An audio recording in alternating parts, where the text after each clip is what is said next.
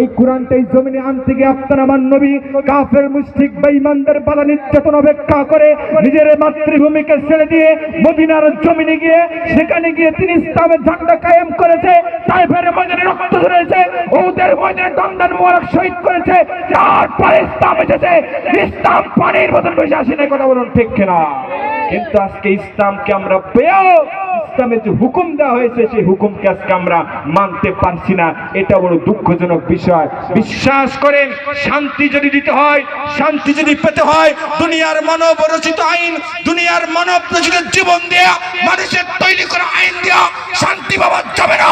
শান্তি যদি পেতে হয় কামতুবাগ ইসলাম, ইসলামের কাছে আসতে হবে। কথা বলুন ঠিক কিনা? ইসলাম দিতে পারে এক নম্বর একমাত্র শান্তি। আসেন, ভূমিকা বেশি নয়, তেলাওয়াত করেছি যে কোরআনুল কারীম থেকে আয়াত, তার উপরে সংক্ষিপ্ত কিছু কথা বলতে চাই। আমার ভাইরা, এখান থেকে 3 থেকে 4 দিন আগে আমাদের কাছ থেকে পবিত্র ঈদ উল ফিতর, যে ঈদ উল ফিতর একটা রমজান মাস, একটা মাসের পরে আপনার আমার কাছে এসেছিল।